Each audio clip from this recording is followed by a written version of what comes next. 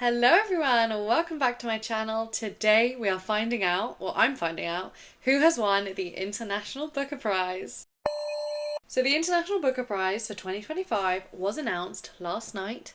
I decided I didn't want to find out at 10 p.m. at night because it gets announced in this big fun ceremony, party type thing. And I thought I didn't really want to wait up and then film very late last night. So I've woken up this morning instead and I've avoided all spoilers. I have not gone on social media this morning because I already know I follow lots of people who also really follow this prize closely. I already know it'll be all over my Instagram. So I've been avoiding all spoilers so that I can sit down and film this video with you and react to the winner. And also I need to tell you my final ranking and my final thoughts, because I did actually vlog the whole process of me reading the 6 books that were on the shortlist for the International Booker, and that video is up. You can go and watch that if you'd like. But at the very end of that video, I had not yet finished the final book that I'd been reading for the vlog. So I have now finished that final book, which is this one, Under the Eye of the Big Bird. And it does change my rankings slightly because I wasn't sure how to rank things at the end of that vlog. I did do a ranking, so you can go and see that if you'd like. And it is a pretty fun vlog, except for everything went wrong in that vlog. Like everything I tried to do just went completely wrong, which is kind of funny. But yeah, it just was a bit of a stressful vlog, but it kind of turned out okay, I think, in the end. By the end of that, I'd done a ranking that I wasn't so super happy with, but now I've sat here and I've tried to actually really think again how I actually want to finally rank these books and which one do I think is deserving of a win, and then separately, or if it is separate, which one do I think is actually going to win? Because I do think that they can be separate things. Something about this entire shortlist of books is that I have enjoyed every single book, which is really, really unusual for me, especially with prizes. Anyone that's been following my previous stuff on the Women's Prize knows that, especially last year, but even a bit this year, I've not always been happy with how prize lists come out. And then even if I do like things on the long list, I get disappointed in the actual shortlist. This year, I'd read a couple of things that were on the long list that didn't get shortlisted, which I was disappointed with. Especially for me, it's these two. Just wanted to grab them because I bought them physically because I really, really love these books. These were both on the long list and weren't on the short list, and I was disappointed in that. So I was a bit worried about the short list in general. Are there going to be a couple of duds on there that I didn't really enjoy because I love these two so much, which is Hunchback and also Reservoir Bitches. I've talked about both of these in a previous wrap-up if you want more detailed thoughts, but really loved those. But then when I read this shortlist of 6 books, I really, really enjoyed literally every single one of them. If they weren't even just a perfect book for me, I could really see their merit and see why they were nominated. And I think that there was not one on there that I felt like was just like really boring or like couldn't see why it was there. So let's talk about the books and my impressions and my final thoughts and ranking of these books. I am quite happy with all of them, but none of them were a brand new favourite of mine. So they're all basically between a 3-star and like a 4.25 or 4.5 stars. None of them would be rounded up to a 5, but I literally enjoyed every single one, which is such a fun thing as well. So the one that I'm putting at the bottom of my list, unfortunately, is Perfection by Vincenzo Latronico. And this one, I think it's very interesting. I just think this one had a really excellent idea that I just got a bit tired of by the end of it because I wasn't able to have any emotional connection with the characters in the story. And then the satire nature of the story, having a whole book of it, I felt like I was kind of being beaten over the head by the idea that the author had, which in itself is a good idea. This book is all about a millennial couple. It's about them trying to live their perfect life, but how empty their life actually is. Whatever that they are striving for, it is just like never enough, and that a lot of it is about appearances. And I just feel like it needed something else by the end of this book, because you could kind of see where it was going from the beginning, and because you don't actually get to know the characters within it, I felt like I wasn't emotionally connected. But then also by the end, it's not like the author was giving you any alternative either. The author wasn't saying, oh, they have made this mistake because they should have lived their life like this, or they should have considered things like this. It's just purely critical of the life that they are living, which makes me think that this author also, it's like a personal story about the way that they live their life, and it's something that they are also like struggling with. And I just think people that read this are all going to be basically exactly like this couple or near enough, and it's kind of either that it'll really hit with you, or it'll be kind of like a bit too familiar that you're like, okay, and what? You know, I already know capitalism's bad. I already know being performative, you know, performative activism isn't great. Like, I don't know, like this one just kind of like, it was really interesting while I was reading it, and I've actually had some really interesting conversations about it, but ended up being 3 out of 5 for me. And then actually the next one up, I've seen a lot of people really enjoy this one and it'd be their top or like one of their tops, but for me that this is going to be in position number 5 of my list, and that is On the Calculation of Volume. I think with this one, I think with any, this is about a woman who basically gets stuck one day in time and relives the same day over and over again, and I really love that as a concept. It just felt like this book was a bit empty to me, and nothing in the end, like there was beautiful bits of writing, but then it felt quite short and it didn't feel like anything was resolved well enough. And now I know that this is actually a part of a septology and there's 7 parts of this story, and I am intrigued enough to carry on reading because I liked how it was written. It just felt like an introductory idea that hadn't gone all the way through. So I did really enjoy parts of this book, but it's going to be, if I'm rounding it to a rating, it would be a 3-star instead of like a 4 for me. But this one is like, has been really like well loved by lots of people, but just didn't quite work for me. And then in position number 4, I've been kind of going back and forth from now more about these, but I do feel more firm in my decision. The next one is A Leopard Skin Hat. This one, I really enjoyed my process of reading this book. I read it very quickly, kind of all in one day, or like over a couple of days. And I enjoyed reading it, but honestly, since I've read it, I have not thought about it once, which isn't great, obviously. I can see why it was nominated. It's got a really interesting style. It plays around a lot with the idea of like who is truly like well and who's not well, and what does it mean to have these kind of internal like struggles and battles, and like how well can you really know someone, and friendship and grief and everything like that. But I just felt like it hasn't stayed with me long enough. Although I did obviously really still enjoy this book. This is like a 3.5 stars for me, or maybe like a 3.75. Like I'd round this up to a 4 because I did really enjoy this book, and I think that it was like it was easy to get sucked into. I liked the writing. I would definitely read more from this author as well. It wasn't quite enough to like compare to some of the others on this list. This book, I forgot to say, is all about a relationship with the narrator of the story and their best friend who's struggling with some psychological disorders, basically. So yeah, that one is in spot number 4. If I'm doing this correctly, that should be 4. Now we're getting into the top 3, and this is where changes have happened, because my number 3 spot now is being taken up by this one, Under the Eye of the Big Bird. And this is the one that I was probably most excited to read from the list, because I love like dystopian, I love speculative fiction, I love anything sci-fi, and I did really enjoy all of those aspects of this book. And when I started reading this, I thought maybe that this could be like competing for the top spot.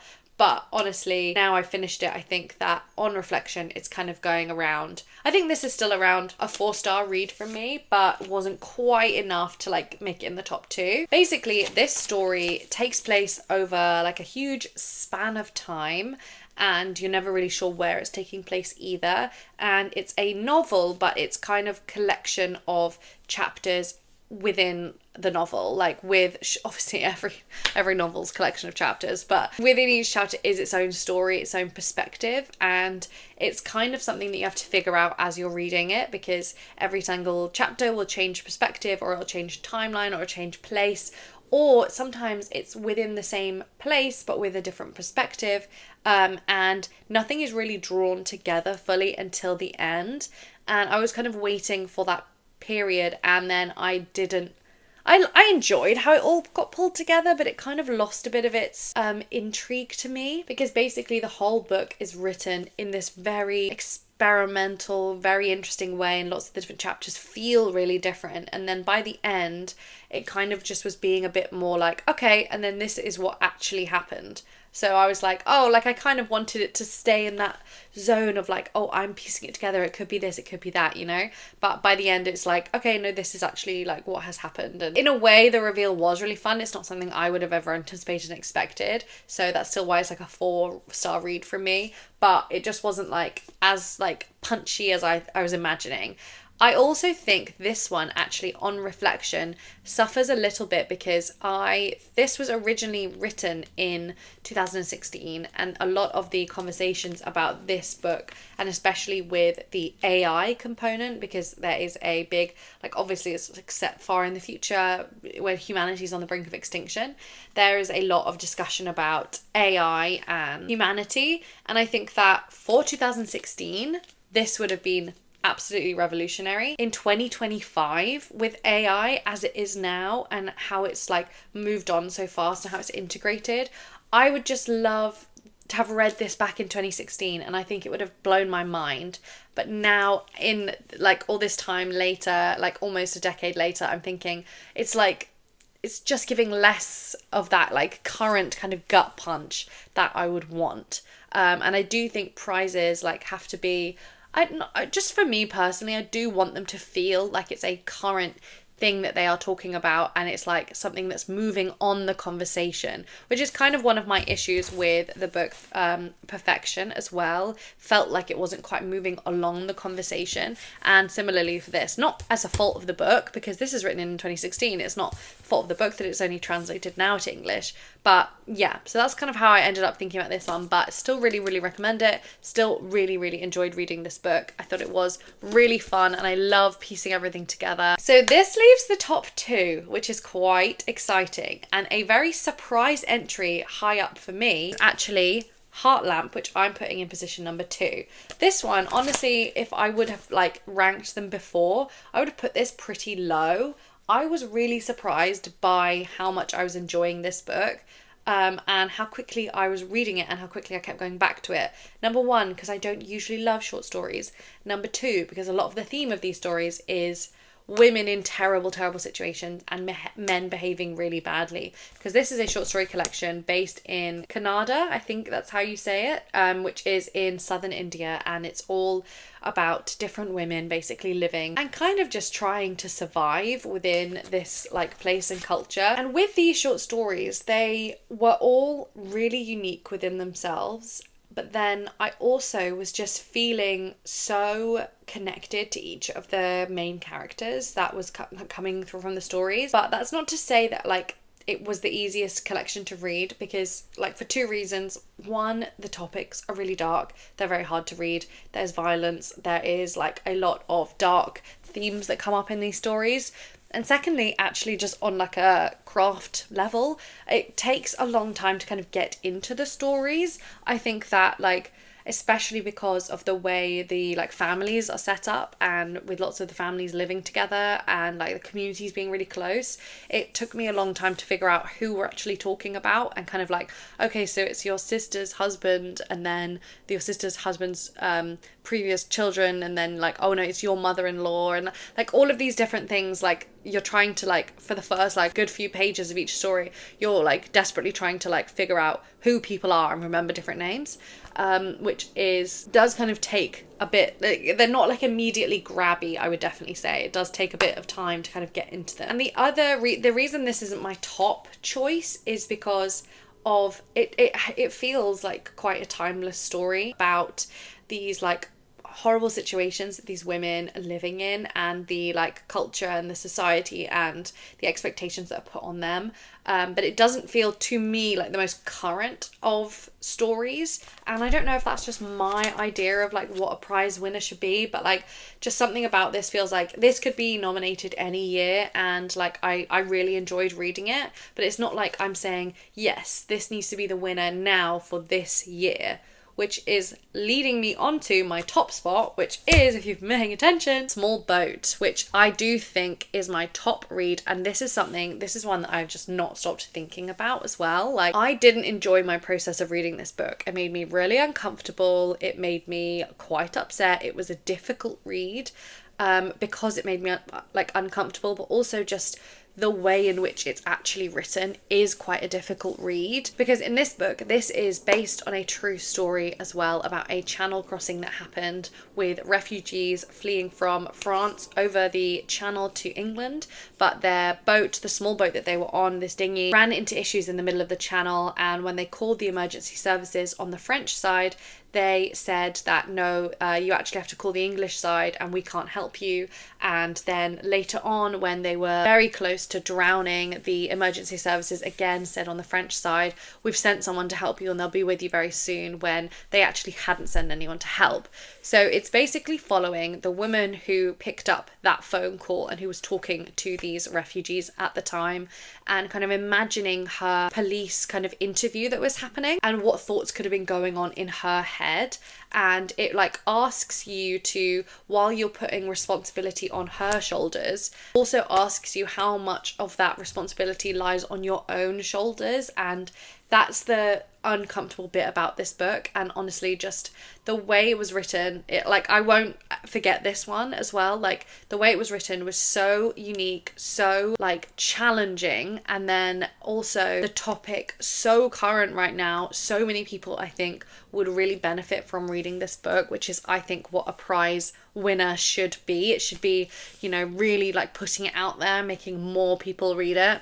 And if there is one book on this list that I think more people should read, it's this one. So that is my final ranking, and I feel pretty good about it. I think that this is true to my reading experience, and, you know, in retrospect also, like I originally, I think, rated Small Boat like 4 stars, and then in retrospect I've put that up because I just genuinely can't stop thinking about that book. If you disagree with my ranking, then please let me know in the comments, because I'll be very interested to know. And also, if you want even more International Booker Prize content, then if you don't already follow Simon, you should definitely go and follow him. But you can go over there and watch his vlog as well, and I won't tell you what his ranking is because you can discover that for yourself. So I think it's time now to try and find the video of the announcement. It was at this beautiful party ceremony type thing. One day maybe I'll be invited to that. That would be wonderful to go, but not this year. But I'm gonna actually ask my assistant Miso to pull up the video for me, because if I Google International Booker Prize, the winner's just gonna come up on my Google, and I don't want that to be the reveal. I want to watch the video. So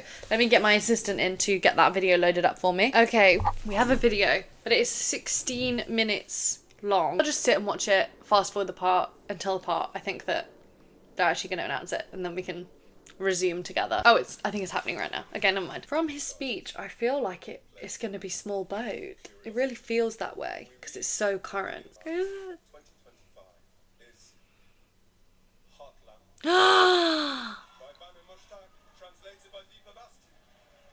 I'm so surprised though.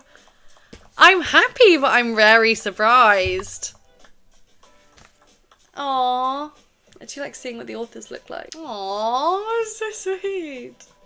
I wonder if she'll do a speech. Oh, you know what's lovely is that they both get an award, like the translator and the author. Oh, it's so nice. And I'm actually really pleased that this won, but I am shocked. If I would have thought that Small Boat would win. I thought that was like, everyone loved it as well.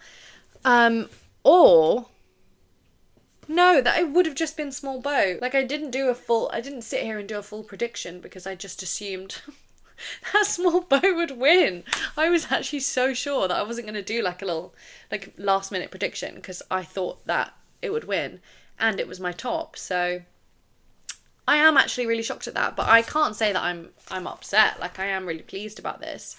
I'm a little bit surprised. Well, I am quite surprised actually.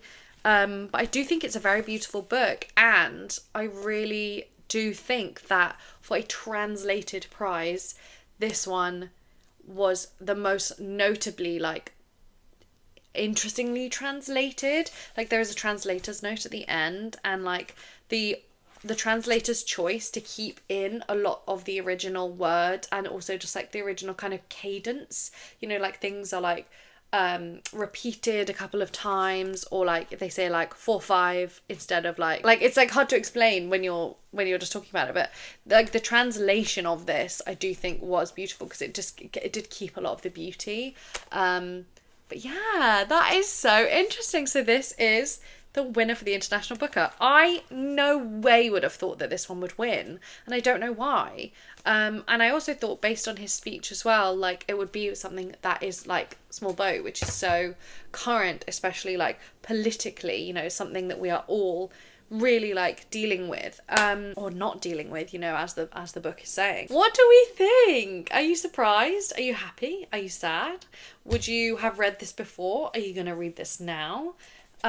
What do you think? Like, this is just so interesting. Something I didn't realize that Simon had said in his video is that this was actually, oh yeah, it does say at the front, it's all stories that have been written from the 1990s to 2023. So like over the course of, you know, many decades of this author's like writing career, which I didn't realize at all, because I thought that perhaps they were more connected than that, but it seems like they are more unique. I don't know.